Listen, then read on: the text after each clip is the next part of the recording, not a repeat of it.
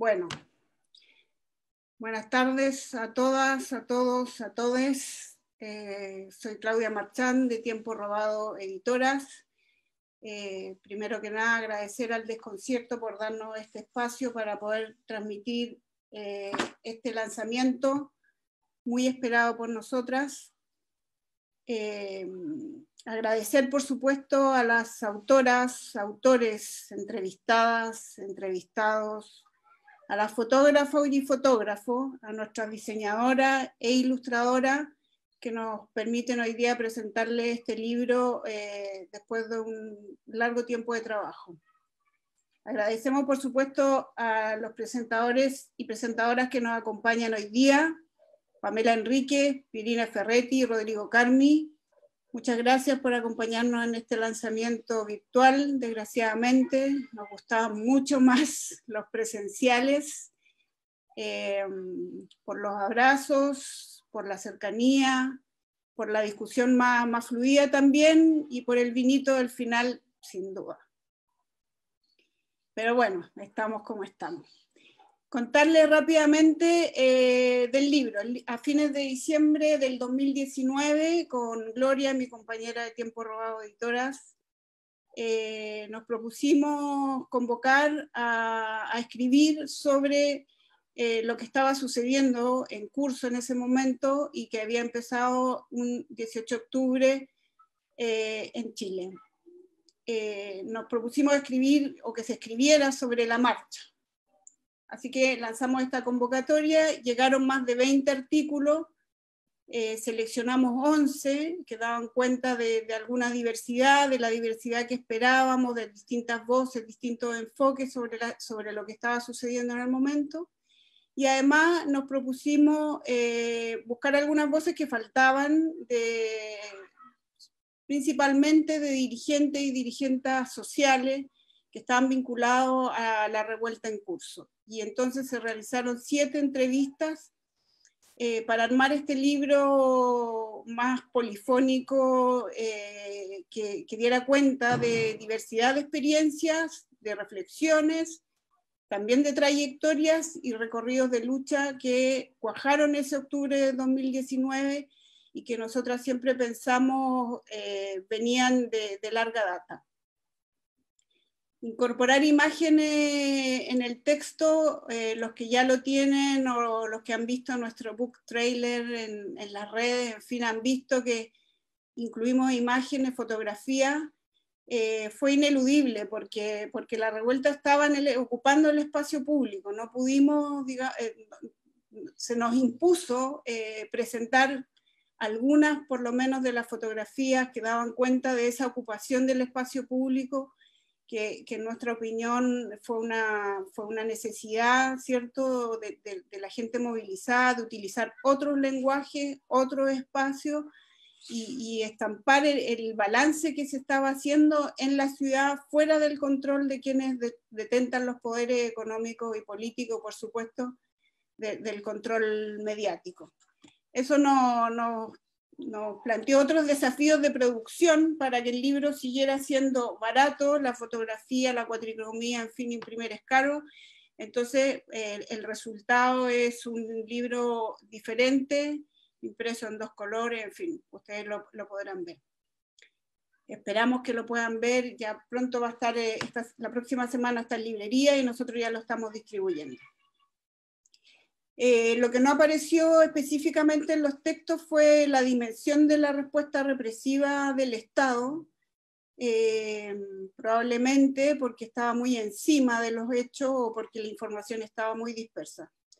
Sin embargo, ya con un año de distancia y casi al entrar a imprenta, pudimos armar un pequeño texto, un pequeño balance, un posfacio le llamamos, con algunos datos concretos a partir de los informes que están ya disponibles, que circulan las cifras, los datos, y algunas claves de análisis de la violencia estatal desatada desde, bueno, antes podemos decir, pero con más fuerza durante la revuelta, y que incluso se ha mantenido en pandemia.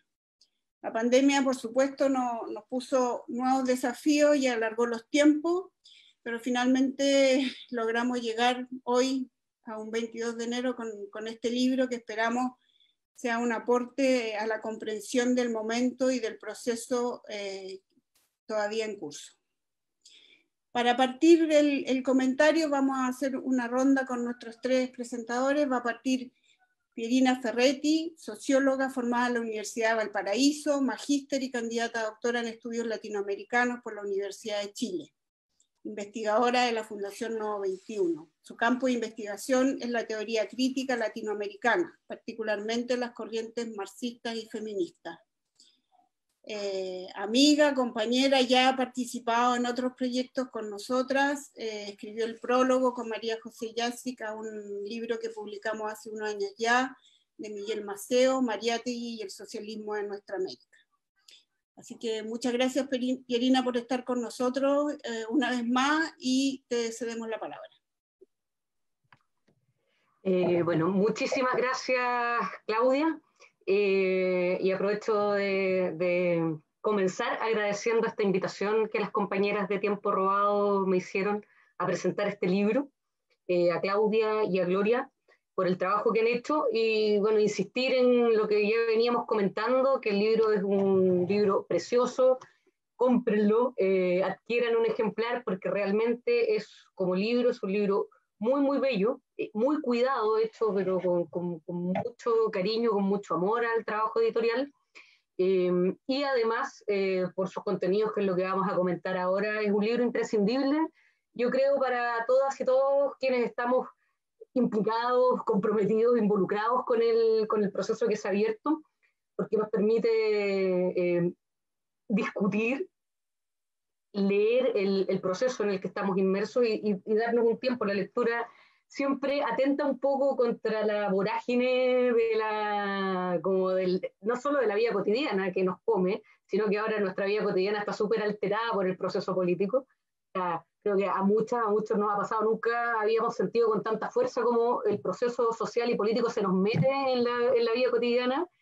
En el medio del estallido era así literal, o sea, uno no podía llegar de un lugar a otro de la ciudad, o sea, la vida cotidiana se transformó en sus tiempos, pero ahora estamos todo el día, desde allí en adelante, pensando en lo que está ocurriendo, y a veces desesperadas y desesperados porque quisiéramos que las cosas avanzaran más rápido, tomaran otra dirección, y bueno, entonces la lectura a veces atenta contra ese ritmo tan frenético y nos obliga a detenernos. No podemos leer un libro mientras estamos corriendo ni trotando.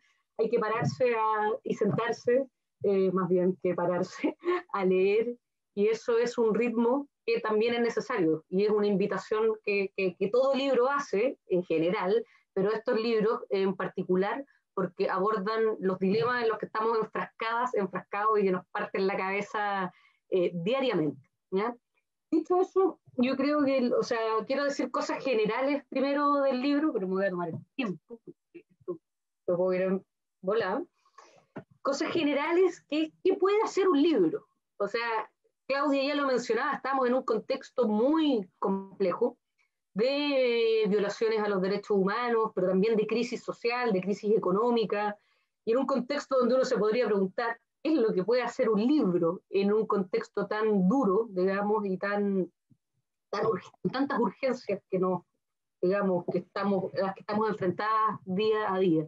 Y por una parte, yo creo que este libro lo que hace muy bien es juntar distintos mundos o distintos sectores de un mundo social organizado que fue parte de esta revuelta. Que por supuesto todos los análisis que hay en el libro coinciden en que no es una revuelta que estuviera convocada por las organizaciones sociales, pero que una vez que se produce, las organizaciones sociales intentan asumir el rol que les corresponde en un proceso de esta naturaleza. Y este libro recoge distintas voces de ese mundo. Y lo que puede hacer un libro es reunir en un mismo objeto, ¿cierto? Dirigencias que muchas veces se juntan, pero también muchas veces no. Y en este libro conviven y van a quedar ahí juntas, conviviendo, incluso en sectores que tuvieron y van a seguir teniendo tensiones, diferencias, polémicas, pero que conforman el campo social organizado y que estamos aprendiendo, ¿cierto? Es un eterno aprendizaje, la historia de las izquierdas es también esta historia, a convivir, a procesar nuestras diferencias y a construir una alternativa en conjunto. Yo creo que el libro en sí mismo es una cultura de diálogo y de convivencia de las diferencias, asociada a la confrontación, a la elaboración conjunta, y este libro, si uno lo lee así de comienzo a fin, está lleno de elementos que convergen, pero también de palos, digamos, de críticas, está muy bueno en ese sentido. Y otra cosa que puede hacer un libro como este es registrar un estado de la elaboración política en un momento. O sea, estos artículos, alguna vez lo conversamos, me acuerdo con Claudia, volviendo como de la Plaza Yungay, yo decía, hay que hacer un libro, pero que no sea solamente puro diagnóstico y esto de que el neoliberalismo es malo. O sea, queremos un libro donde los que escriban arriesguen lecturas, arriesguen hipótesis. Es un riesgo, porque escribir en medio, en el fragor, digamos, del desarrollo de un proceso político tan intenso, siempre tiene el peligro de que lo que uno diga puede quedar obsoleto. O sea, en ciertas cuestiones todos vamos a estar de acuerdo, en diagnósticos de la crisis, del neoliberalismo, etcétera. Pero en el qué hacer, en la táctica, qué decidir momento a momento, qué alianzas hacer, esa cuestión está siempre abierta, es un mar donde uno navega en medio de puras incertidumbres más bien. Y ese impulso, esa conversación la tuvimos en noviembre del año pasado. Bueno, ahora tenemos el libro en nuestras manos, y es registrar un estado de la elaboración, y son elaboraciones que son en gran parte transitorias, que van a ir cambiando, por lo menos en su dimensión más táctica. Hay otras cuestiones más de fondo que se van a mantener, pero los quehaceres, de hecho, hay dilemas que en este libro están como dilemas y que después se resolvieron de una u otra manera.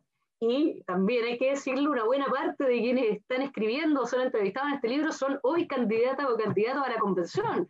Y en el libro todavía en muchos sectores hay dudas si participar o no. Bueno, ese dilema se resolvió de una manera y le dieron para adelante, y ahora los tenemos de candidatas, de candidatos. Eso también es muy intenso, muy interesante, muy potente verlo en procesos, como un work in progress permanente. ¿Sí? Y también otra cosa que puede hacer un libro como este es dejar testimonio de esta parte de la historia. Digamos, lo conversábamos antes de empezar y se rieron de mí cuando yo dije, bueno, nosotros nos vamos a morir en algún momento, y cuando estudien nuestra civilización y en la prehistoria neoliberal de la humanidad y no puedan entender cómo fue permitido estos niveles de explotación y de precarización de la vida, bueno, este libro va a ser un testimonio de las luchas para cambiar ese sistema. Así que bueno, todo eso va a decir que este libro, digamos, es un hito en esta revuelta también, y que se va a convertir ojalá en una excusa para juntarnos a conversar y a discutir políticamente, que es finalmente lo que nos une a todas y a todos, que pertenecemos a distintos espacios, pero que también estamos y nos sentimos parte de una lucha colectiva. También yo no quisiera dejar de decir, aunque el tiempo se me va a ir volando, que admiro mucho el trabajo de las compañeras de Tiempo Robado en este libro en particular, porque sabemos las dificultades que trae hacer escribir, invitar a escribir a dirigentes y dirigentes sociales, que siempre están como en 4 asambleas al mismo tiempo y corriendo de un lado para otro. También hay intelectuales, artistas, y lograron reunir un mundo allí. Pero también un trabajo más largo, que no es solo este libro, es un catálogo, en el que yo aquí voy a interpretar, y no creo equivocarme. Yo creo que en Claudia y en Gloria conviven una historia de la izquierda, o sea, provienen ambas de una historia más larga de la izquierda en este país, que conoció momentos de tremenda organización y organicidad, como la Unidad Popular. También, y tienen una lectura sobre eso, como también tienen una lectura de los límites de ese proceso, y tienen, pero no son izquierdistas nostálgicas, por decirlo de alguna manera, pero tienen una tremenda sensibilidad para los movimientos del presente y para los caminos que la lucha social cobra en el presente, que son distintos, que por más que recogen una herencia, también adquieren formas nuevas, y yo creo que el catálogo de Tiempo Robado Editoras es esa convivencia de una herencia de las izquierdas y de los problemas de la izquierda, el poder popular, la táctica, la estrategia y problemas del presente. Y este libro también es como una nueva entrega de esa mezcla de preocupaciones que tanto Claudia como Gloria siempre manifiestan. Yo la he visto en asamblea y tienen como la vieja escuela, ¿cierto?, de mirar el campo político, las fuerzas en pugna, como esa lectura política que es una de las riquezas de nuestra historia, de la formación de las izquierdas en este país, pero también una sensibilidad enorme para lo que está ocurriendo, y por eso siempre las vemos en todo lo que está pasando. Así que no quería dejar de decir. ¿Me quedan algunos minutos, Claudia? ¿Sí? Ya. Para decir un par de cosas globales sobre el libro. Uno, creo que hay algo que atraviesa el libro y donde hay bastante coincidencia, y es donde siempre vamos a tener bastante coincidencia, yo creo que es en los diagnósticos, ¿ya?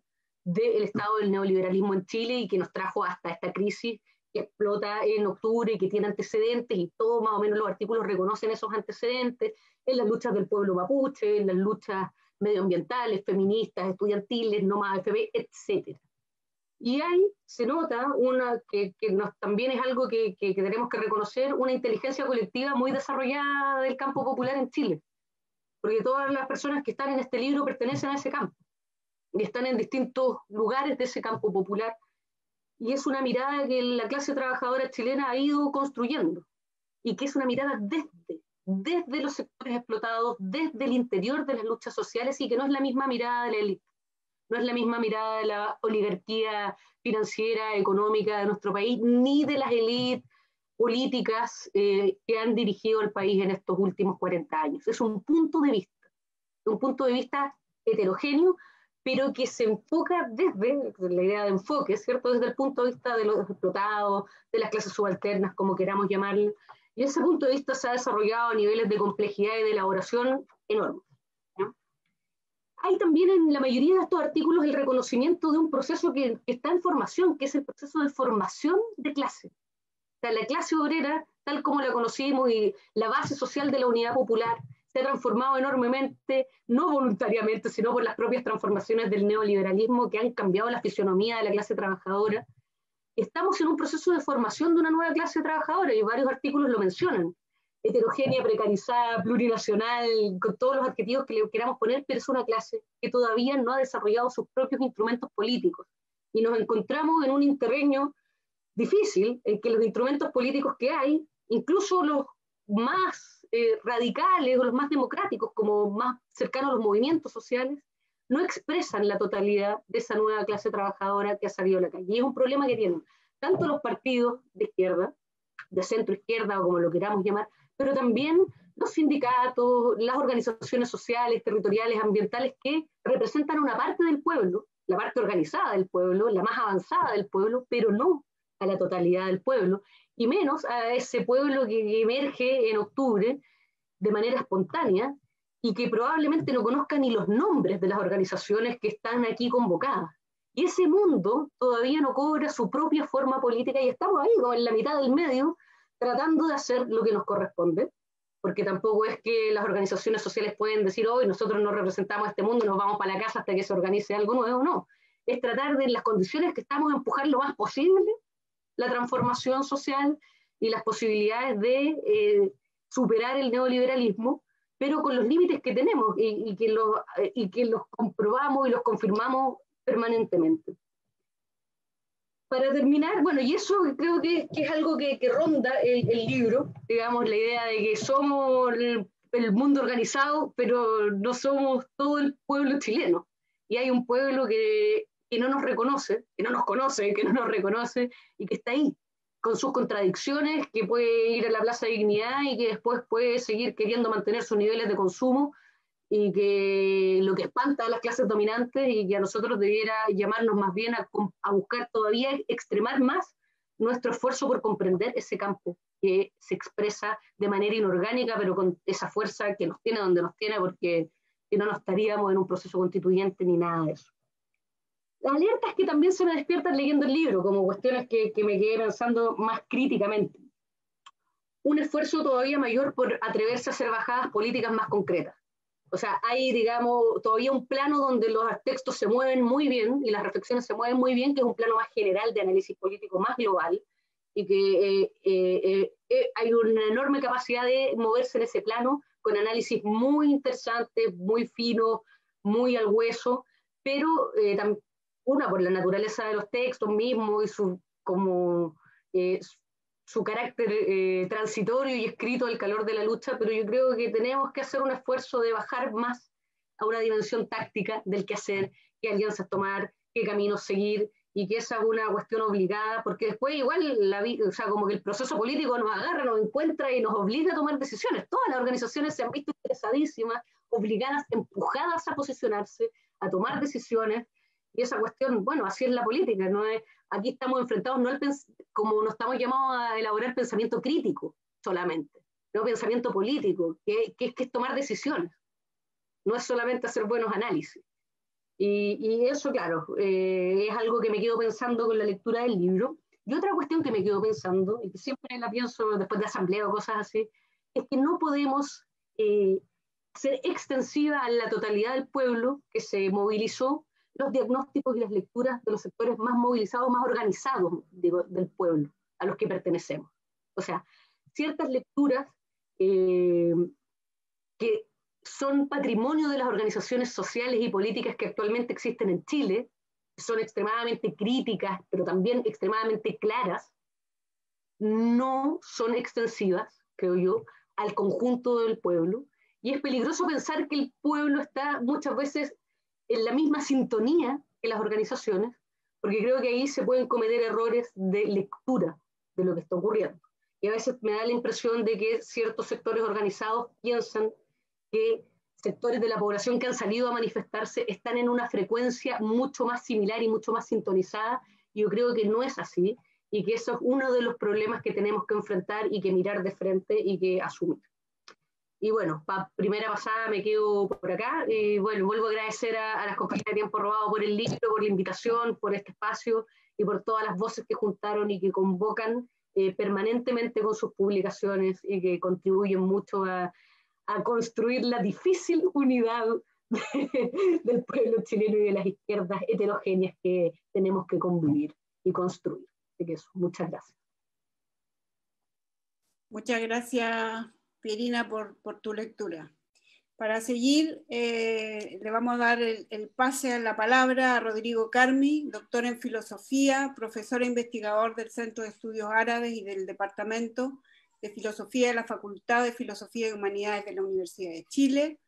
En su trabajo se entrelazan el pensamiento contemporáneo con el pensamiento medieval greco-árabe, centrándose en la cuestión de la imaginación. 2019 publicó, para nombrar el último, ¿cierto?, El porvenir se hereda, fragmentos de un Chile sublevado, con Sangría Editores. Le damos la palabra a Rodrigo. Muchas gracias por acompañarnos este día. Sí, hola, estoy compartiendo pantalla ahora. No, quería agradecer primero la invitación de Tiempo Robados, de Claudia y de Gloria, a comentar este libro que verdaderamente coincido con Pierina, que es un libro fantástico, un libro hermoso, un libro fundamental al mismo tiempo, ¿no? Y creo que este es un libro que puede definirse como un dispositivo de pensamiento, en el sentido de que si entendemos pensamiento como aquello que acontece cuando se cae una gramática, cuando se cae un determinado orden, cuando se cae una determinada lógica, ¿no? Adviene pensamiento. Y me parece que este libro no es otra cosa que eso, ¿no?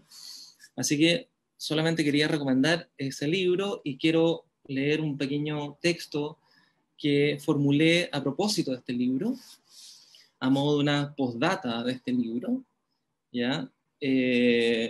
Muy inspirado en esta imagen que está justamente casi en la página 200 y tanto del libro, que es una fotografía enorme, me parece a mí, ¿no? Entonces voy a leer y después podemos comentar, ¿no? El texto se llama Paisaje de Chile, ¿no? Se ve la imagen, ¿no? Se ve la imagen, ¿cierto? Ya, muy bien. Paisaje de Chile, postdata de la marcha y el salto, Chile-octubre de 2019. A continuación quiero hablar entonces de esta fotografía que aparece entre la página 212 y 214, ¿no?, del libro. Paisaje, punto 1. Ella más allá del torniquete, entre dirección los dominicos y dirección los héroes, en el epicentro de un subterráneo que estalla por doquier y se ve excedido desde su propio interior, rebalsándose hacia la superficie, tomándose la superficie, desencadenado, ¿no?, a la superficie. Todo consiste en tomar la ola, podríamos decir surfear, encapuchada, anónima, como parte de una experiencia común que no pertenece a nadie, ubicada en un punto de intersección entre la cordillera y el mar, entre la clase oligárquica y la popular, una plaza 1000 veces transitadas y pocas habitadas, la Plaza de Dignidad. No digamos que en ella viene movimiento, sino más bien gesto. ¿Qué es un gesto? Si se quiere, ¿qué es un paisaje? Sobre todo, un paisaje es un lugar que no tiene lugar en la cartografía representacional y en el orden de las cosas, y que depone a ese mismo orden, arrojándolo a su punto cero, destituyendo el aura con el que había sido investido. Los chicos no están en cualquier subterráneo. Según dijeron por 30 años, se trataba del mejor subterráneo del mundo en el mejor país de América Latina. Se trata de una sublevación contra el mejor de los modelos, no contra su mala copia. Una revuelta no contra lo que funciona mal, sino contra lo que funciona de maravillas. ¿Cómo oponerse a un país modelo al que todas las instituciones supranacionales alaban con sus estadísticas y cuantifican como su forma de alabanza? ¿Cómo impugnar un oasis? Difícil ir contra el bien sin ocupar el lugar del mal del que resulta enteramente funcional el primero. Difícil no ser capturados por esta dialéctica a la que Piñera rindió honores cuando calificó al enemigo poderoso. Romper el movimiento dual, lo que podríamos llamar esa dialéctica vulgar, tuvo lugar con la consigna evadir, justamente. No se trata de una oposición simple, por tanto, sino de una multiplicidad de líneas de fuga que evaden la dialéctica vulgar del dispositivo securitario. En esa escena, el metro alza su pasaje y el país entero se desgarra desde dentro. ¿Por qué? ¿Acaso porque el metro sea precisamente el signo del modelo, la expresión más prístina del capitalismo neoliberal? Alza de pasaje. ¿Hacia dónde conduce el pasaje? Hacia otros subterráneos, otras mazmorras de las que jamás miles de chicos podrán escapar. No se trata del tren, signo del progreso, característico del siglo XX, sino del metro, signo del crecimiento neoliberal que justa y precisamente había que quemar. ¿Por qué insistir en que el metro no pudo ser quemado por el pueblo? ¿Por qué aferrarse a esa imagen pastoril de un pueblo bueno, pacífico, puro, incapaz de violencia y de quemar la ciudad?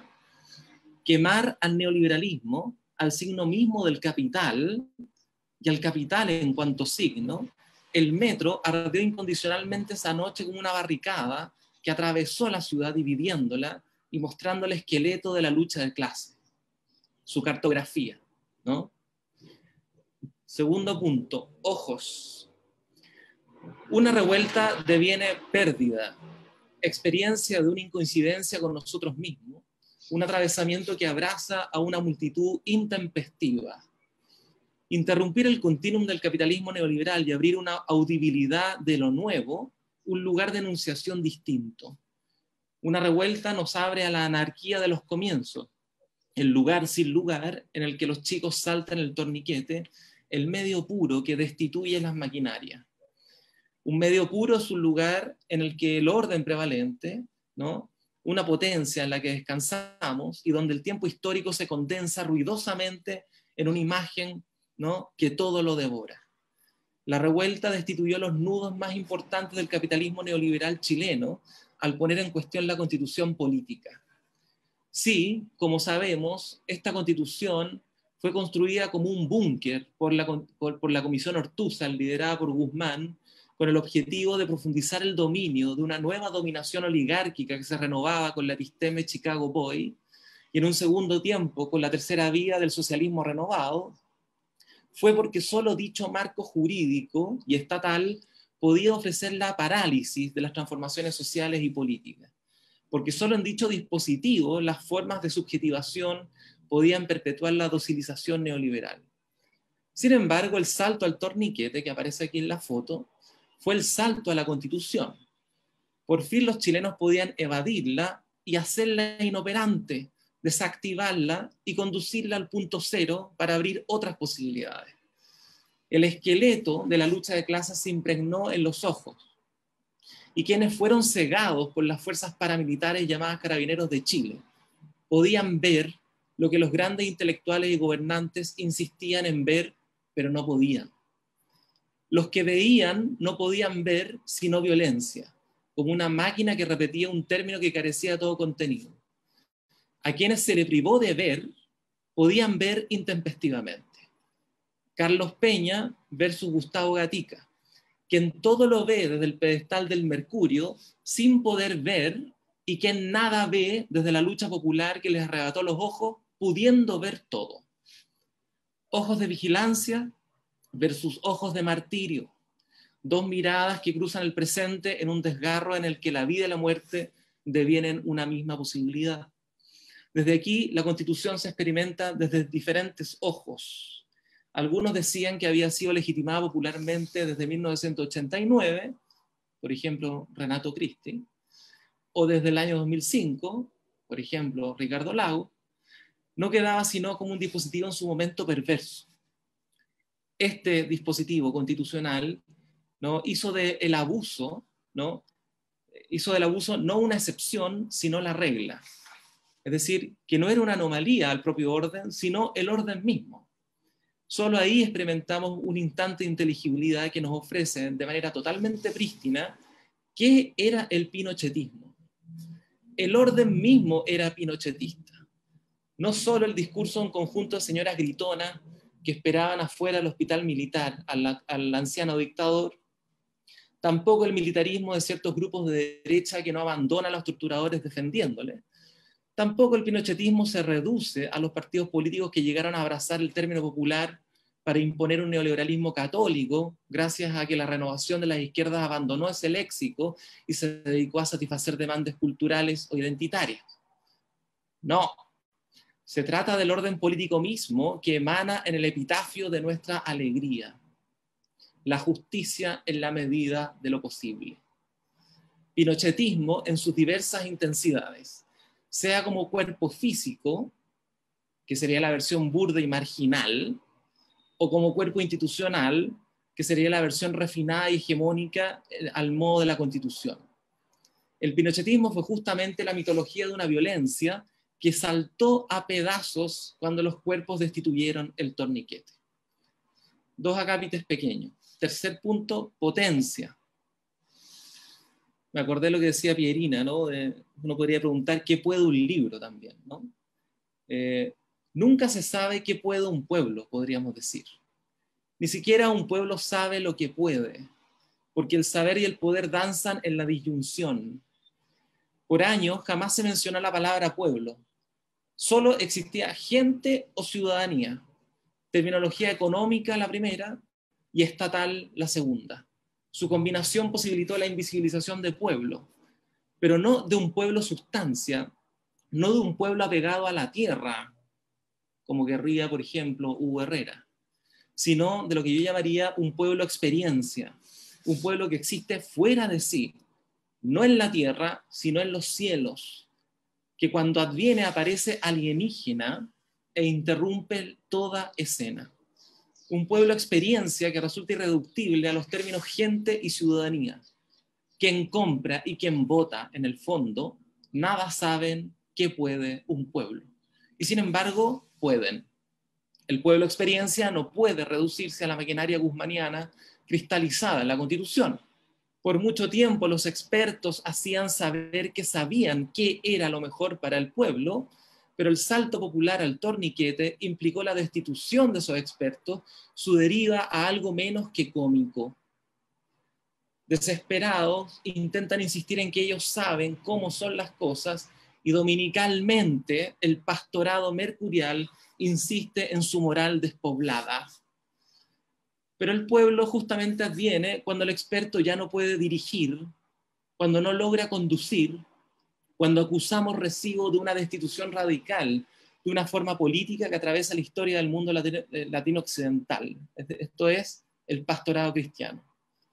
Es decir, este sería poco me parece, no solamente en el caso chileno, sino que en la proliferación de revueltas que hay a nivel mundial, lo que está en juego es una crisis duradera del paradigma pastoral que articuló a la política moderna, ¿no? Un pastor que debía conducir, dirigir la liturgia y proteger al pueblo del lobo, expuso su esqueleto y mostró que él era el reverso especular del lobo que amenazaba con cazarnos. El cuidado pastoral y la caza licantrópica, en el fondo, son dos polaridades de una misma maquinaria y no, como a veces se insiste desde la tradición contractualista, dos términos exteriores el uno del otro. En el Leviatán de Thomas Hobbes, por ejemplo, no podrá ejercerse el supremo poder del Estado si no pervive la amenaza constante del lobo que cada uno de nosotros porta consigo. Último punto, eternidad. 4. Más allá de Hobbes, el mundo deviene en la guerra civil planetaria. Pero digamos que existen dos formas de entender eso que llamamos guerra civil. Una primera forma sería la de la tradición filosófica que va de Platón a Carl Schmitt, según la cual esta devendría un conflicto intestino, pero marginal, que la unidad política del Estado tiene que evitar a toda costa. Sea a través de la amistad, por ejemplo, en los clásicos, Platón, Aristóteles, sea a través de un contrato, en Hobbes y en los contractualistas en general, o sea a través de la decisión soberana, como el caso de Schmitt, ¿ya? Pero otra manera de entender el problema de la guerra civil sería lo que anuncia Marx y Engels en el Manifiesto Comunista, justamente donde aparece, en la primera parte del manifiesto, la utilización del concepto de guerra civil para designar a la lucha de clases, ¿no?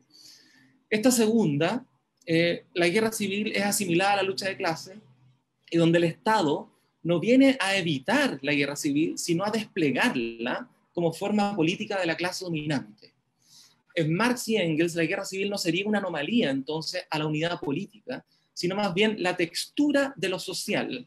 Y en este sentido, la libre circulación de formas de vida que se encuentran en una experiencia común y que no caben dentro del orden capitalista. El proletariado. Proletariado en general, ¿no? Con toda la multiplicidad que esa palabra signa, ¿no? Guerra civil sería entonces el término usado por los opresores para designar en el fondo la fiesta popular, la irrupción dionisíaca del pueblo en tanto experiencia. La guerra civil, como libre juego de la imaginación, no puede seguir siendo la guerra como simple disensión interna, sino justamente la afirmación de una fiesta, de una forma de vida.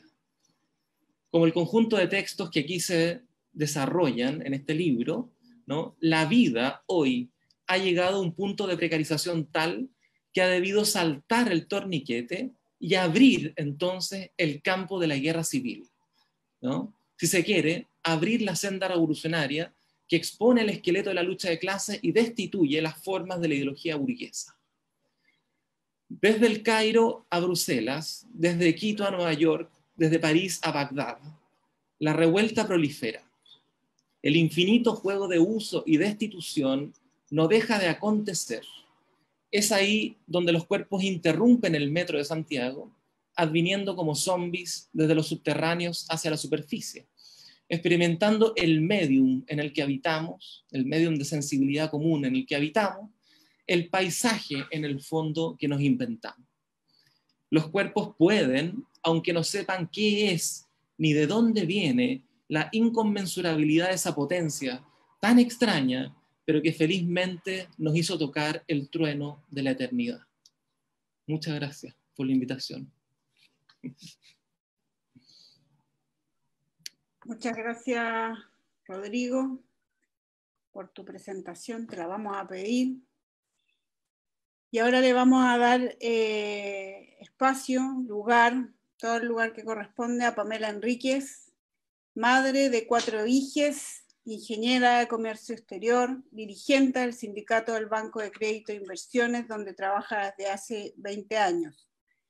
Actualmente es presidenta de la Confederación Bancaria y Afines y también hace parte del Comité de Trabajadoras y Sindicalistas de la Coordinadora Feminista 8 de marzo, donde hemos tenido la oportunidad de cruzarnos en algunas oportunidades. Así que muchas gracias, Pamela, por compartir con nosotras la lectura de este libro. Hola, hola a todos, a todas, a todos. Bueno, agradecer a Tiempo Robado, a las compañeras Gloria, Claudia, al Desconcierto por darnos este espacio también. Bueno, fue una sorpresa para mí la invitación, una sorpresa agradable. Me llamó mucho la atención el título del libro, de la marcha y el salto. Lo reflexioné y claro, pensé que antes del salto habían habido muchas marchas, mucha gente en las calles, muchas demandas, mucha indignación, rabia, violencia. Empezó así a gestarse este salto que hay una foto que me encanta, que es la foto de las chiquillas que están ahí en el Liceo 7, que están entrenando para saltar el torniquete. Esa foto, pero me llenó el espíritu, porque es así, es como súper característico de las mujeres, cómo empezamos a tal vez hacer algo que nos cuesta, pero empezamos con afán a hacerlo, hasta que ya nos salió perfecto o casi perfecto, pero ya lo podemos hacer. Entonces esa foto es muy bonita. Me gustó mucho la fotografía del libro. Este libro, bueno, yo se lo voy a recomendar a todos mis compañeros dirigentes, a todas mis compañeras, a todos los que participamos de alguna forma en este momento político, en este momento histórico para Chile, que al leer yo el libro hubo momentos en que me emocioné, hubo momentos en que me dio risa, me alegré. Tuve muchas emociones al leer este libro porque me di cuenta que estuve en muchos momentos importantes de este tiempo de estallido social, de este tiempo de convulsión social, de revuelta. Me hizo recordar esos días tan largos, esos días tan difíciles para todos aquellos que participamos en algún tipo de conducción, de dirigencia. Yo a través de la Confederación Bancaria, a través de la coordinadora No Más AFP, a través de las compañeras feministas, de la coordinadora 8M. Fue un cúmulo de experiencias que hoy ahora leo el libro y los veo reflejadas ahí. Es un inmenso placer. Bueno, en cuanto al libro, me aquieta el espíritu, porque puedo leer con la tranquilidad de hoy, cuando ya ha pasado cierto tiempo de estallido tan fuerte que hubo. Entonces me aquieto y empiezo a leerlo y a reflexionar, a recordar las palabras de mis compañeras, de mis compañeros, que muchas veces están aquí escritas, a pensar cómo pudo, si hubiéramos tomado otras decisiones, si las personas que tuvieron intervenciones en estos momentos del estallido social hubiera sido diferente, ¿en qué postura estaríamos hoy en día? Los artículos me encantaron, me gustaron mucho.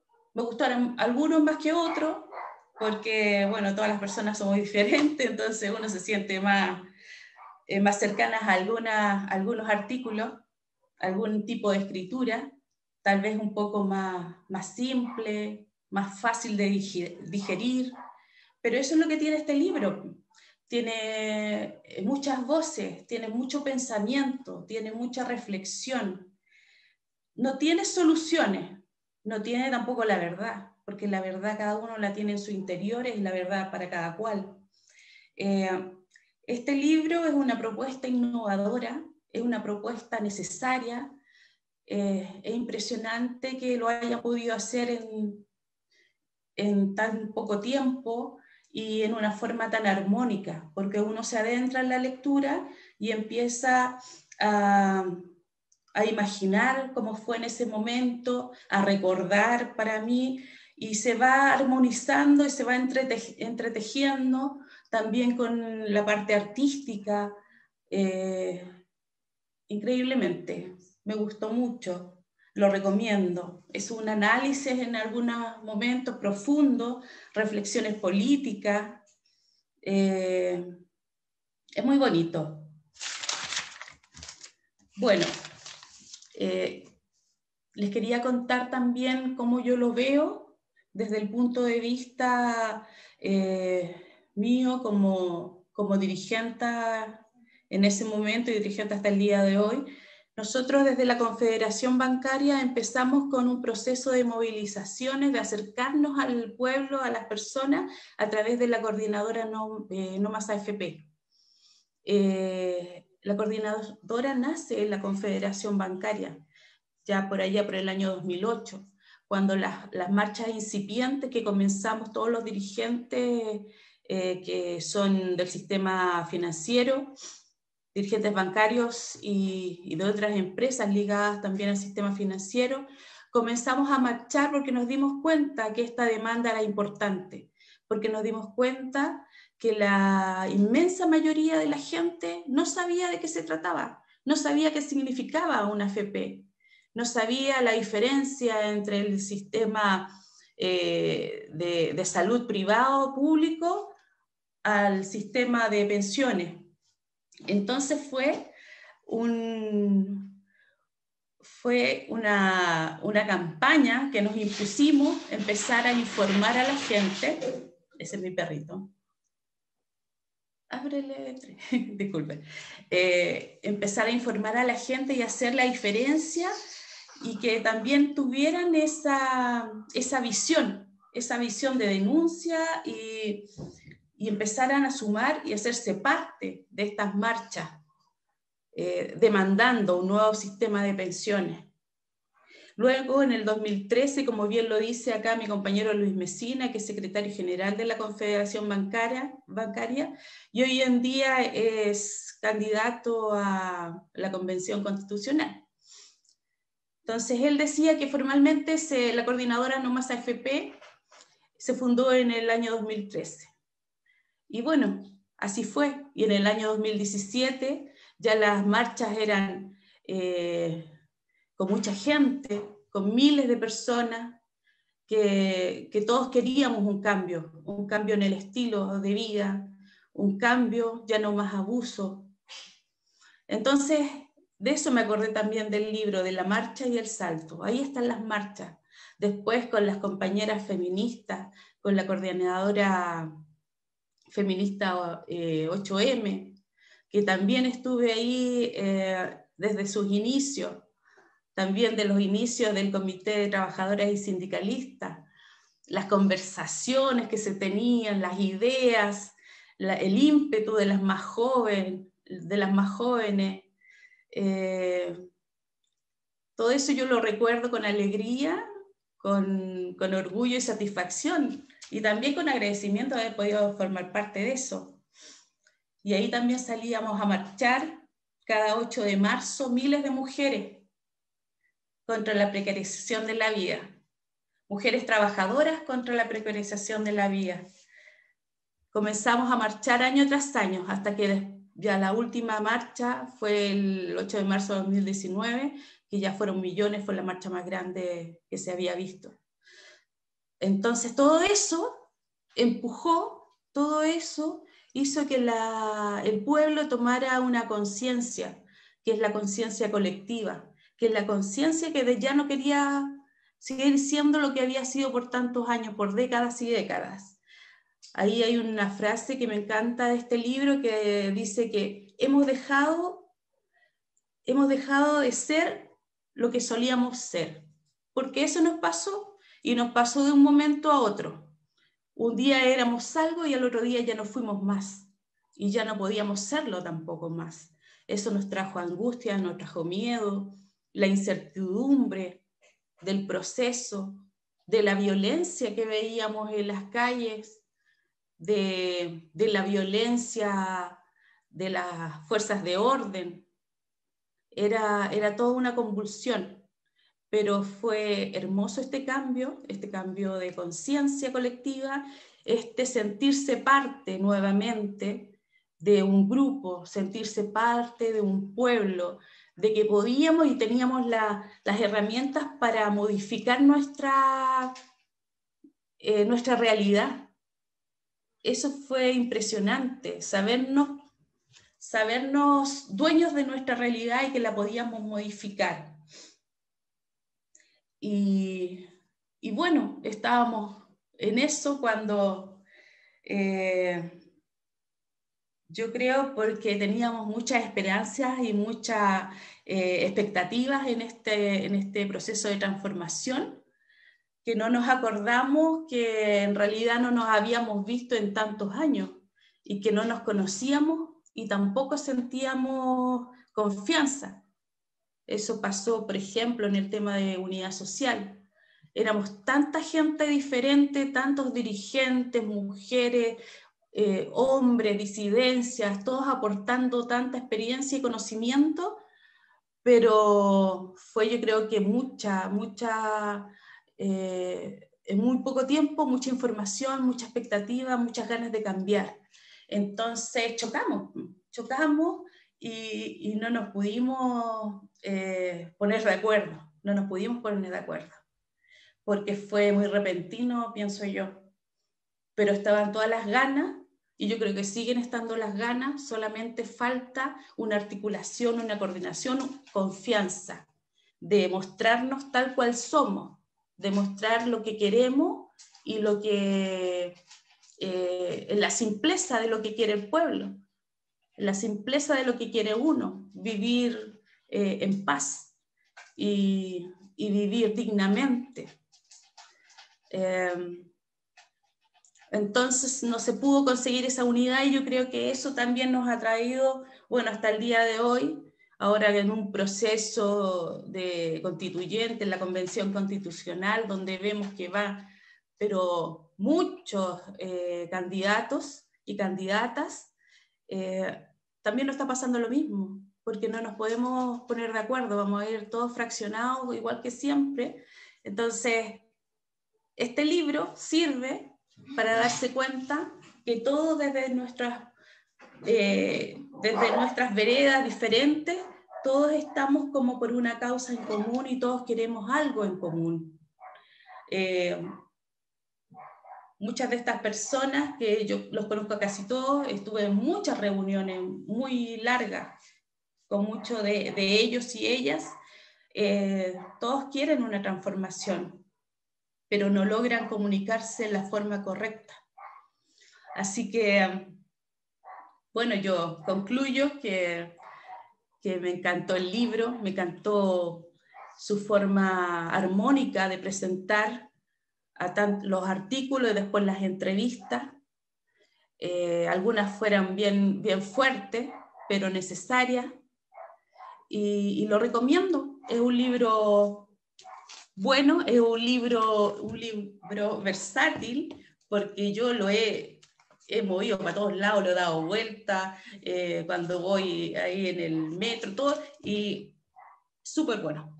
No se deshoja, me encanta la fotografía, me encantó el texto, me encantó. Incluso en algunos momentos me emocioné. Así que gracias por la invitación, gracias por pensar en que yo tenía algo que aportar a este lanzamiento de esta maravillosa obra. Así que las felicito, chiquillas, las felicito, porque era algo necesario. Me gustó mucho leerlo y recordar, y también reflexionar acerca de esto. Eso por ahora. Gracias. Muchas gracias, Pamela. Muy significativa tus palabras y tu experiencia, porque de eso estamos hablando, digamos, de organización y y sobre todo nosotros como editoras, pero también, lo decía la Pierina al principio, como partícipes de este movimiento, de otros movimientos, nos sentimos convocadas a pensar y a actuar y a organizarnos, y entonces nos encontramos o en la calle o en la asamblea, en distintos lugares. El público que nos está viendo por el Facebook, los invitamos a que hagan preguntas a nuestros panelistas, que nos comenten, así nosotros los vamos compartiendo con ellos. Lo esperamos ahí, por interno me van pasando las preguntas y yo las comparto. Pero quizás darle una vuelta a algo que ha salido, efectivamente, y es una casualidad finalmente, o no, en realidad no, que muchos de nuestros articulistas y entrevistados y entrevistadas, ya lo decía la Pamela, la Pierina, son hoy día candidatos a la Convención Constitucional. Hemos seguido algunos de esos procesos y las dificultades en tomar la decisión, en vamos o no vamos, nos subimos, es un torniquete más a saltar. En fin, quizás sería interesante darle un poco una vuelta a eso. No sé qué opinan ustedes, cómo ven esta etapa que se viene ahora, en estos días van a confirmar a más de alguno, digamos, esperamos, ¿cierto?, en las listas de independientes, la mayoría, diría yo, si no me equivoco, todos van en listas de independientes, y lo que se viene de aquí hasta abril, quizás darle una pequeña vuelta. No sé si alguno de ustedes quiere partir por eso, u otra cosa que en la conversación o en la presentación de sus compañeras le haya parecido necesario comentar. La Pierina la veo ahí lista para sacar el mute. Dale. Ya. Ya entrar a picar fino, ya meternos en donde las papas queman, digamos, el tema que plantea Claudia, pero que es imposible no abordarlo, lo hemos señalado todos en nuestras intervenciones.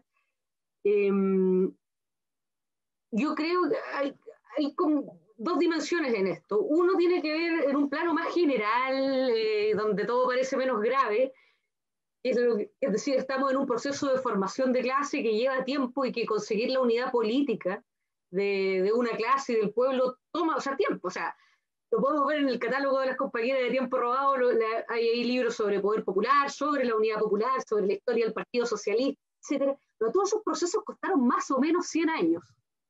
O sea, que la clase trabajadora chilena se organizara en mutuales, sociedades de resistencia, sindicatos, después partidos de la clase, y después eso que fue la unidad popular, que nosotros lo vemos con admiración, pero yo pienso, imagínense lo que era juntar a comunistas y socialistas que se habían agarrado a cornetes, digamos, durante décadas, y por cuestiones complicadísimas, y como el autoritarismo y el estalinismo, que eran cuestiones que atravesaban la división entre esos dos partidos, como tan arraigados en ese momento en la clase trabajadora chilena. Bueno, la conformación de su unidad política no dependió solamente de la voluntad y de las características personales de los involucrados, sino de una larga historia de intentos, ensayos, victorias parciales, derrotas estrepitosas, etc.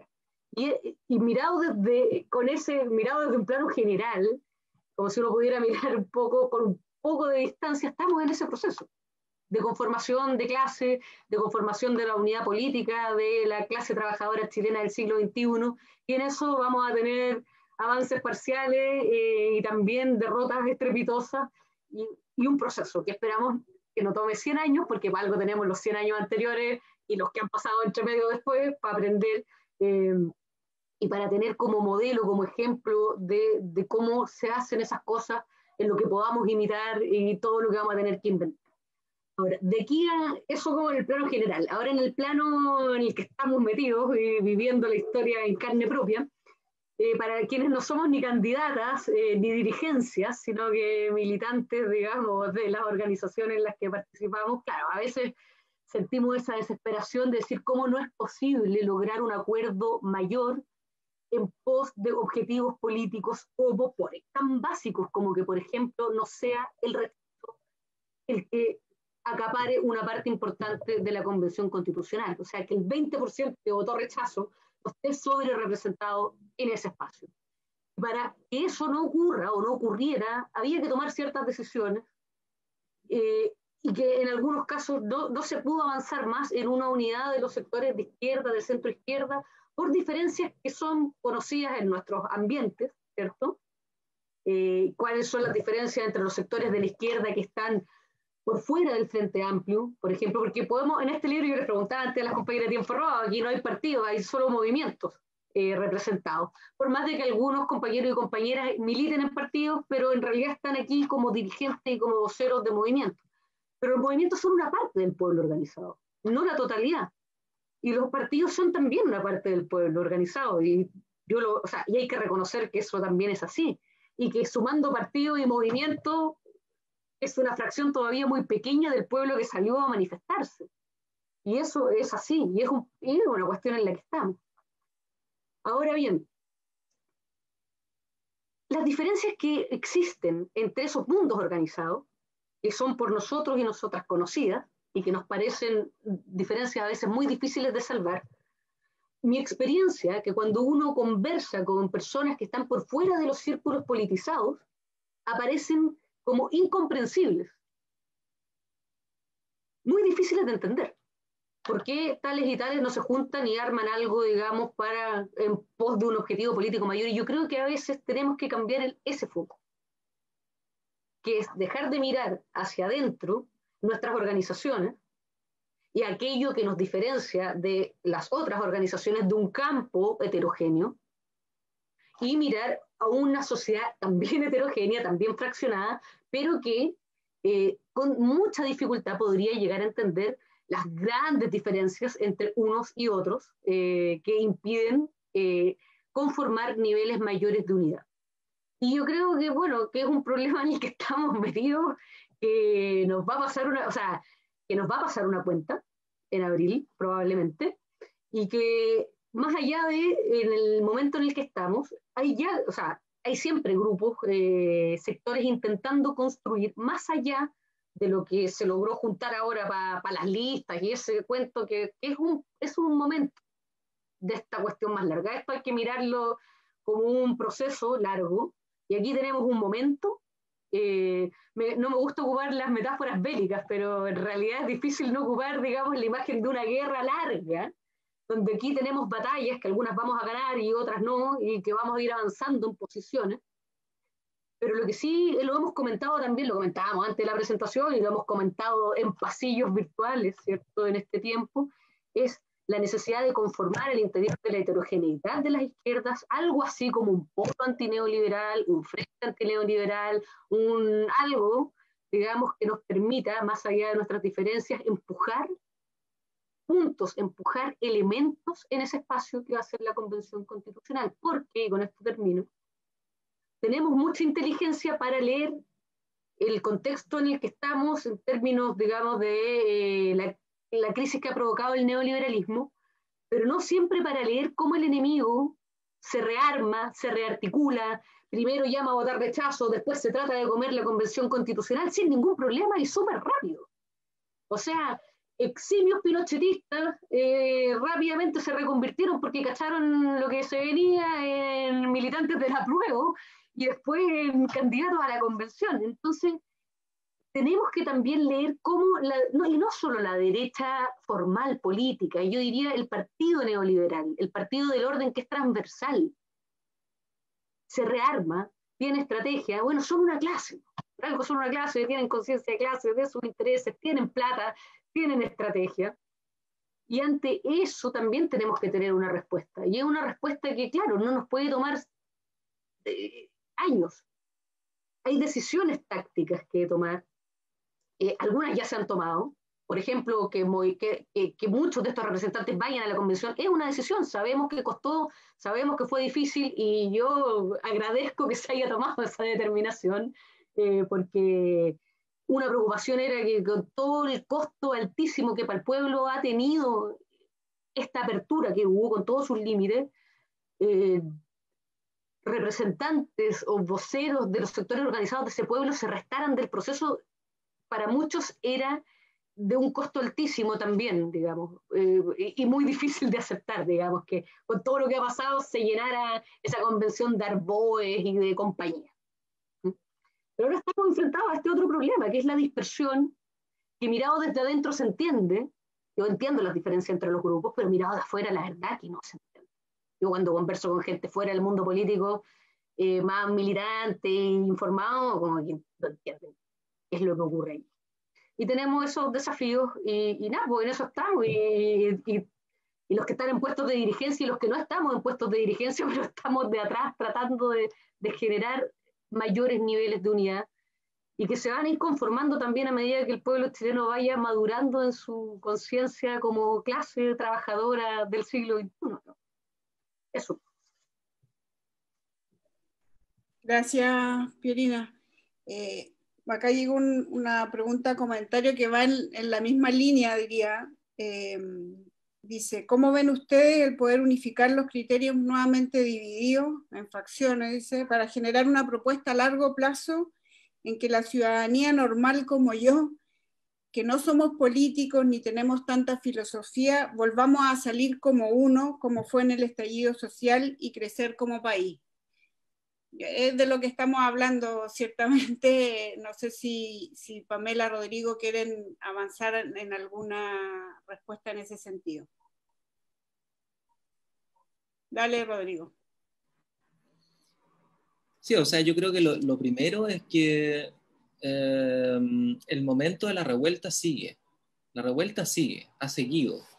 Estaba la utopía desde el punto de vista del partido neoliberal, como bien dice Pierina, y después voy a hacer un pequeño comentario sobre eso que me parece que es clave. El partido neoliberal tenía el cálculo de que la pandemia iba a inhibir la revuelta y eventualmente neutralizarla, ¿no? Pero lo que se vio, digamos, incluso en los momentos más de mayor confinamiento, es que la revuelta seguía por otros medios, por decirlo de alguna manera. Y que lo más probable es que en marzo, cuando todo el mundo tiene que pagar todo, y abril, ¿no? Cuando estamos en pleno proceso politizado, muy a puertas de las elecciones, ¿no? De constituyentes justamente, se va a abrir un momento, digamos, de revuelta, digamos, va a aparecer la revuelta otra vez en términos colectivos. Eso me parece que, ¿por qué? Porque las condiciones materiales no se han modificado un ápice, y más bien lo que ha ocurrido es que se ha profundizado, digamos, la devastación a partir de la cual, ¿no? El pueblo chileno ha salido a protestar, ¿no? Yo quería hacer dos comentarios, o sea, tres comentarios quizás, lo más breve posible. El primero me parece, o sea, suscribo totalmente lo que está diciendo Pierina en el sentido de la existencia de este partido neoliberal. Y yo creo que, al menos en mi perspectiva, el problema que tenemos es que el partido neoliberal está compuesto de dos facciones, ¿no? Distintas, pero que se complementan históricamente, y donde todo el periodo de la transición política, que fueron como 30 años, ¿cierto? Gracias a la Constitución se articuló ese partido, ¿no? Por un lado, el progresismo neoliberal, que está representado por bueno, ya no queda concertación, ya no queda nueva mayoría, ya no queda unidad constituyente, queda solo bacheletismo, digamos. Sería el bacheletismo, ¿no? Hoy, y versus las derechas, porque tampoco hay una sola derecha, tampoco hay una derecha hegemónica hoy día, ya no existe una derecha hegemónica dentro del campo ideológico. Eso se rompió también, ¿no? Hay una discusión interna a la derecha, a pesar de lo cual la derecha puede organizarse porque todos están de acuerdo en que hay que defender con garras y dientes y pistolas y militares, ¿no? Todos los privilegios ganados en estos 50 años, desde el golpe de Estado del 73, eso seguro, ¿no? Entonces, la primera cuestión es que yo creo que hay un diseño que se está intentando armar desde la facción progresista del Partido Neoliberal, que tiene que ver con establecer una réplica del proceso del plebiscito del 88 y el 89.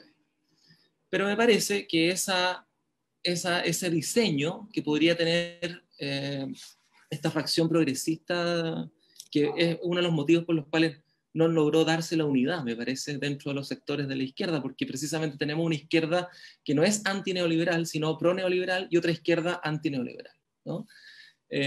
Por esa razón. Y me parece que el problema que tiene ese diseño, y que creo que por más que ellos tengan la intención de aplicarlo, no va a funcionar del todo, es que no estamos en 1988, 1989, ni siquiera, ni a nivel internacional, con un Estados Unidos como potencia unilateral, eso ya no existe. Estados Unidos ya está en el pantano de la historia, por así decirlo. Primero, el neoliberalismo, estamos contemplando el momento de la ruina del neoliberalismo y no el momento de esplendor y triunfo del neoliberalismo bajo la tesis del fin de la historia, como se esgrimía en 1988. Y la cuestión más decisiva, me parece, es que a finales de los 80 era posible pensar la armonía entre democracia y neoliberalismo.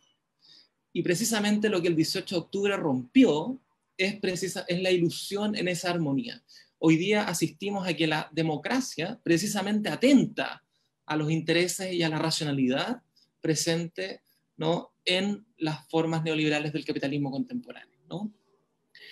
Y esto lo anudo con una segunda cuestión que me parece clave.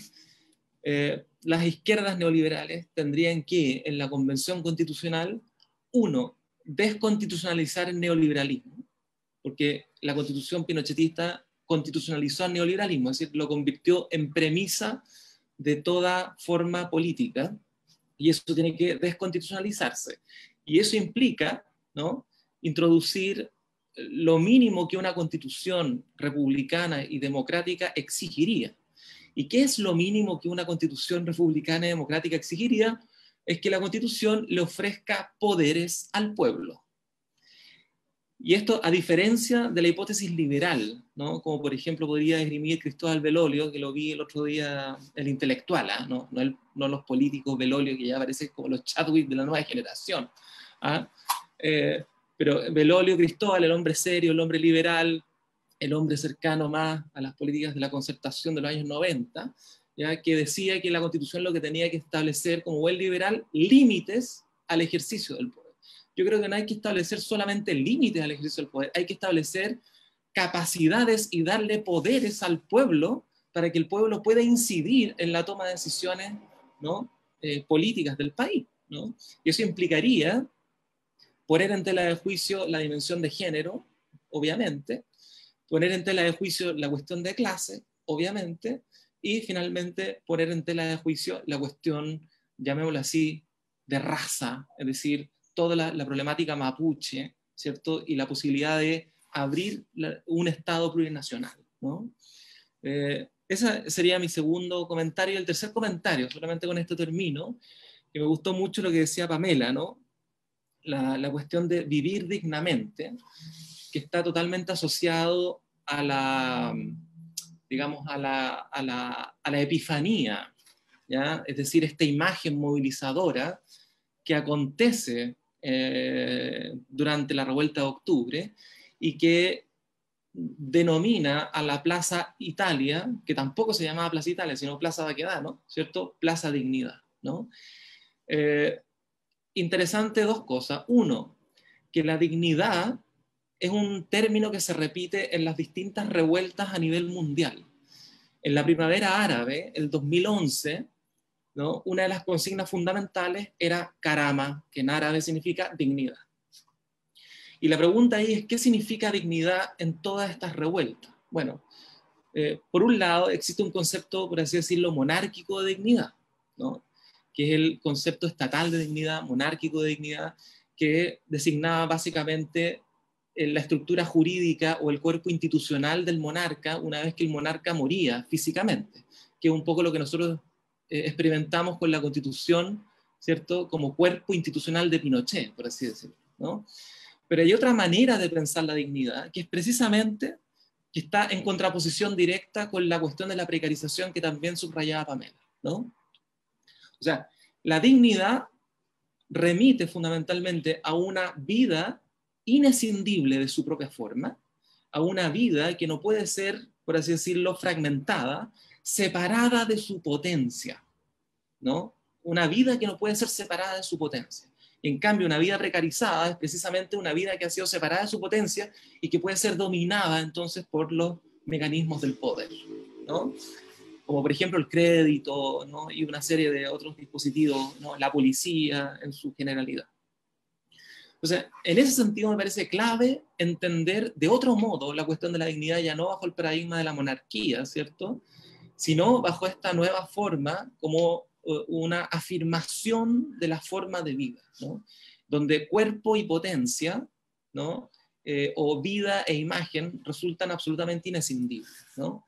Hacía la referencia a la primavera árabe porque, bueno, en realidad el último libro que publiqué fue otro que se llama Intifada, y que es sobre la revuelta, pero a partir de la primavera árabe que aconteció el 2011 hasta el 2013, más o menos, y que hoy día los países árabes también están en sublevación, ¿ah? También volvieron a las revueltas, igual que el 2011, pero con menos. Pero parece que el CNN ya no está interesada en las revueltas, está más interesada en el cambio de mando de Estados Unidos, ¿no?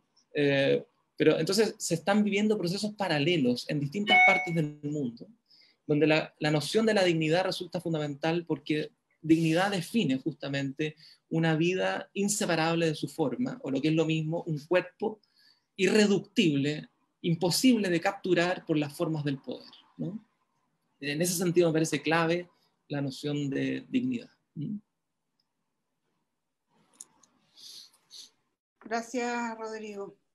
Quizá a Pamela, que nos han llegado aquí unos mensajes de las compañeras que emocionadas con tu testimonio de lucha, además que vincula la organización sindical con las luchas feministas que marcaron sin duda los últimos 2 años en nuestro país, y quizás darle una vuelta a eso también, digamos, cómo es ser dirigenta sindical, y haber participado efectivamente de la marcha o de la huelga general del 8 de marzo del 2019, que solo fue superada en número por la huelga del 8 de marzo del 2020, a días de que se declarara la pandemia. Quizás, Pamela, si quieres abordar eso, o el tema del aporte de la organización sindical en la construcción de esta nueva constitución que esperamos logremos escribir, podamos poner algo de nuestra mano. Perfecto. Bueno, un saludo a todas mis compañeras, que las quiero mucho, es un gusto estar con ellas, conversar siempre, estar en la lucha, así que besitos para ellas. Bueno, yo quería indicar que este proceso constituyente en realidad tiene muchas expectativas, la gente del pueblo, pero para mí no, como decía Pierina, es una batalla que se puede ganar o no se puede ganar, pero tenemos que seguir en el camino de las movilizaciones, tenemos que seguir en el camino de desarrollar los territorios, de que la fuerza surja desde ahí, que la articulación surja desde ahí, desde los movimientos sociales, porque los movimientos sociales y la organización territorial está cercana a la gente, sabe lo que la gente necesita, lo que el pueblo les habla, que los entusiasma, porque todas estas movilizaciones son de un entusiasmo, de un querer estar, de un querer participar, de transformarlo todo. Eso es lo que está impulsando, lo que siento yo cuando ando en las marchas con mis compañeras, con mis compañeros. Eso es lo que se siente, la fuerza viva, se siente estas ganas de transformarlo todo, el entusiasmo de sentirse protagonista de toda esta serie de movimientos políticos. Y también es súper sorprendente la politización que ha tenido en el último tiempo el pueblo de Chile, porque de un momento a otro ya empezaron todos a saber acerca del proceso constituyente, de los independientes, se leyeron la Constitución, todos nos leímos la Constitución, empezamos a querer saber y a estar ahí con nuestras opiniones, con nuestros pensamientos, así que es un momento hermoso, es un momento histórico, político de nuestro país, que no hay que desaprovechar tampoco, pero no centrarse solamente en estos hitos como el plebiscito, perdón, como el proceso, las elecciones de los constitucionales, sino que ir más allá, ir siempre pensando más allá cómo crear nuevas realidades.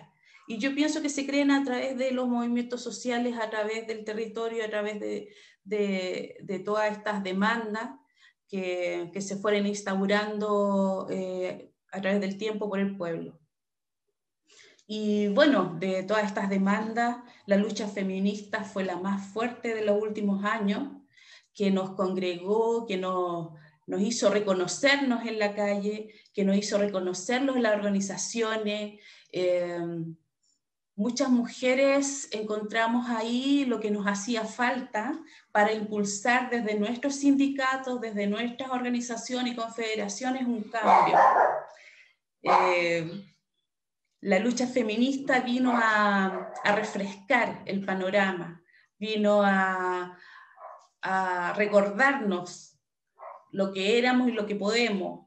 Vino también a visibilizar la precariedad, vino a visibilizar el abuso, la violencia en la que estábamos insertas tantas mujeres, niñas y disidencias, que ni siquiera lo habíamos reflexionado, solamente íbamos soportando, y soportábamos año tras año, y seguíamos soportando, y soportábamos desde que salíamos de nuestras casas en la mañana, todo el día soportando las violencias de este sistema. Entonces, por eso fuimos a la huelga, porque queríamos decir basta, ya no vamos a soportar más.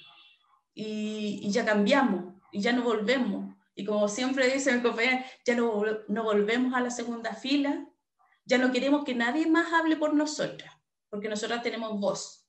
A muchas de nosotras nos cuesta hablar, porque el sistema autoritario imperante, el patriarcado, nos hizo que por muchos años estuviéramos calladas, que nos diera miedo por la violencia instaurada. Pero ahora ya no, sobre todo a las más jóvenes, a las chiquillas, a las cabras. Ellas van a hablar y van a hablar siempre. Y siempre van a demandar y van a denunciar el abuso, el acoso. Y eso es maravilloso. Yo creo que eso es algo que desde todos los países, desde todo el mundo, están mirando el quehacer feminista acá en Chile. Las compañeras, las hermanas argentinas nos dieron un gran impulso, pero ahí retomamos y la creatividad de las mujeres acá, de las chiquillas, fue increíble. Así que la huelga que muchos machos, muchos compañeros, muchos hombres decían, no, ¿cómo van a decir huelga? Si no existe esa huelga que ustedes quieren hacer. La huelga es la huelga del trabajo, de la jornada. No, pues la huelga es de nuestros trabajos, porque las mujeres trabajamos todo el día, seguimos trabajando. Yo pensaba en mi mamá, en mi suegra, ellas han trabajado toda su vida y siguen trabajando. Ya tienen 70 y más años y van a morir trabajando. Entonces, ¿cómo quieren que nosotros no tengamos huelga? Sí, pues si la huelga existe de la reproducción de la sociedad. Así que fue una enseñanza también para todas las personas que no sabían de esa situación, de los trabajos remunerados, no remunerados, de la reproducción de la vida. Todo eso nos empezamos a hacernos conscientes y aferrarnos y abrazarnos con cada una de las compañeras y seguir adelante. De eso me puedo referir a la huelga, que la vamos a seguir haciendo hasta que esto cambie, hasta que sea más vivible nuestra realidad y podamos transformar las cosas que queremos transformar. Eso por el momento. Gracias, Pamela. Igual ya vamos a tener que ir cerrando porque nos acercamos a las 9, partimos a las 7:30. Un comentario, bueno, dirigido a Rodrigo, pero en realidad es para todos, yo creo, Juan Carlos Gómez Leighton, que es un lector nuestro, que sabemos que tiene el libro porque se lo hicimos llegar casi personalmente. Dice, darle poder al pueblo supone un aspecto que Rodrigo no tiene en cuenta, que es que el pueblo no tendrá representación en esta convención constitucional. Jamás vendrá de la clase política, solo el pueblo puede dotar de poder al pueblo, y bueno, no está validando esta convención, es algo que más o menos no hemos rozado en esta conversación. No sé si da para dar una respuesta, yo creo que es de lo que estamos, es lo que la discusión en curso, ¿cierto? Desgraciadamente este formato nos pone más restricciones. Quizás nosotras, para terminar también, y porque queda fuera, desgraciadamente, lo dije al principio, es necesario dar una palabra, hay presos políticos de la revuelta aún.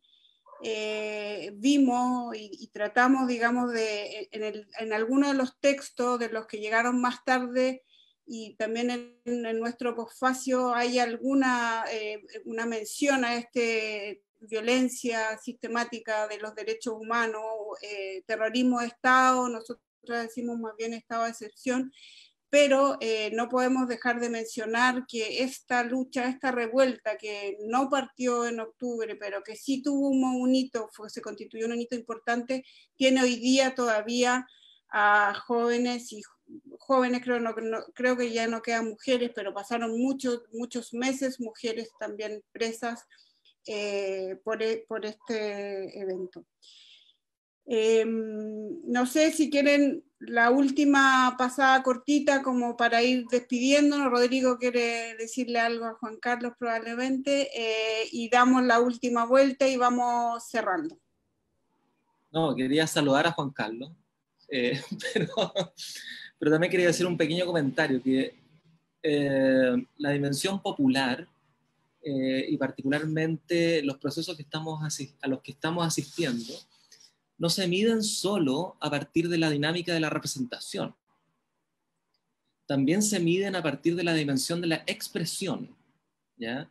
Y yo diría que hay una dimensión representativa en la Constitución, digamos, en el proceso estatal, digamos, donde la oligarquía seguramente se va a apropiar de muchos de esos procesos, ¿no? Y eso está abierto todavía, con un poco lo que planteaba el análisis de Pierina, ¿cierto? Pero por otro lado también la Constitución no vive solo de un texto, ¿no? Y de alguna fuerza que se representa, sino que también vive de intensidades, ¿no? Que se expresan, ¿no? Que van más allá de la Constitución y que no logran nunca, ¿no? Ser capturadas por el texto constitucional, ¿ya? Pero que sin embargo están involucradas, ¿no? Como condiciones decisivas en la articulación de esta convención, porque digamos, sin la revuelta de octubre no hay convención, digamos. Sin la revuelta de octubre y sin los presos de la revuelta que están todavía, ¿no? Y que seguramente tendríamos que organizar una gran huelga general, ¿no? Poniendo entre paréntesis la posibilidad de celebrar esa elección de abril, si es que no liberan a los presos, ¿no? Y deberíamos plantearnos, por ejemplo, estrategias como esa, ¿no? Bueno, el punto central es que, para mí, es que, digamos, es que hay que también pensar una dimensión expresiva de la República, ¿no? No simplemente una dimensión representativa de la misma, ¿no? Y la dimensión expresiva es inconmensurable respecto de la representativa, ¿no? Y en ese sentido no hay convención sin movilización, ¿no? No puede haber convención sin movilización, ¿no? Y después de la convención, y en eso estoy muy convencido, ¿ya? Puede ser que me equivoque, lo más probable es que sigan muchas movilizaciones, porque la Constitución no se va a dirimir simplemente en lo que los delegados constituyentes establezcan en el texto, sino que el texto mismo, una vez establecido, ¿no? Va a ser un texto en disputa permanente. Y como va a ser un texto en disputa permanente y las condiciones del capitalismo neoliberal no van a cambiar de la noche a la mañana, vamos a tener un conjunto de luchas que van a seguir, digamos, presentes una y otra vez. Entonces, yo creo que este es más bien es el comienzo de una nueva época histórica, ¿ya? Antes que el cierre de una época que ya pasó, digamos, la época de la transición ya pasó, quedó totalmente destituida, fuera, ¿no? Estamos asistiendo al comienzo de una época histórica completamente nueva, muy en la línea de lo que planteaba Pierina también, ¿no? En ese sentido, ¿no?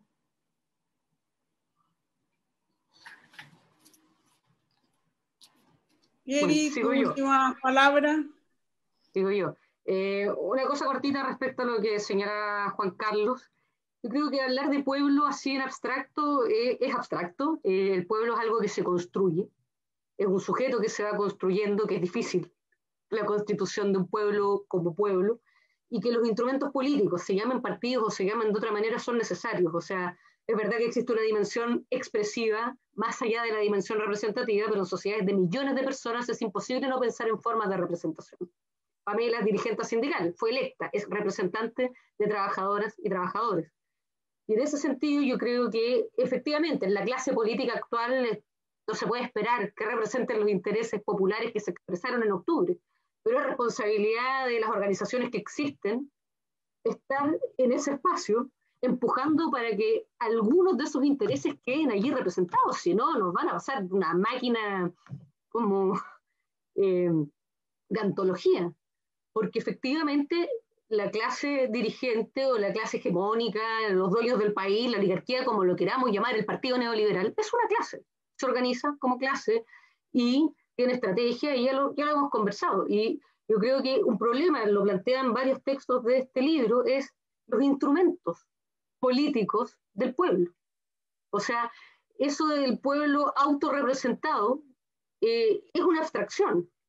Todo el largo camino de la clase trabajadora fue crearse instrumentos para representar sus intereses, para pelear sus intereses en el campo político institucional y, por cierto, fuera del campo político institucional. Primero fuera, en realidad.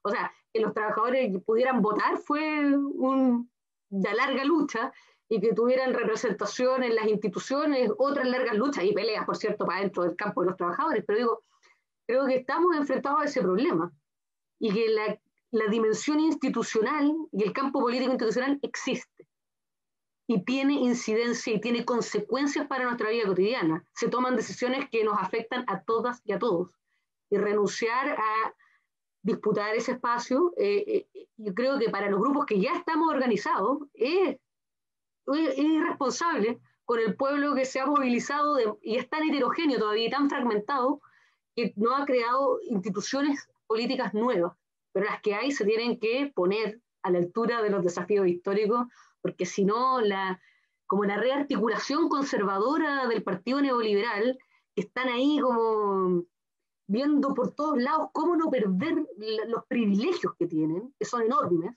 y los van a defender con uñas y con dientes, y que tienen instrumentos para defenderlo con uñas y con dientes dentro y fuera de la institucionalidad política. Tenemos que responder a eso con estrategia y con una dinámica que también no se agota pero incluye también la representación. Y eso como comentario a aquello. Y bueno, despedirme, saludar a los compañeros, a Pamela y a Rodrigo, que compartimos este panel. Y solo quería decir algo respecto a lo de Pamela, me emocionó mucho escucharla. Y también que Pamela representa un sector de trabajadoras y trabajadores que son claves en este momento del capitalismo financiarizado. O sea, las trabajadoras y los trabajadores del área de las finanzas son claves en las luchas que estamos y en las que se vienen.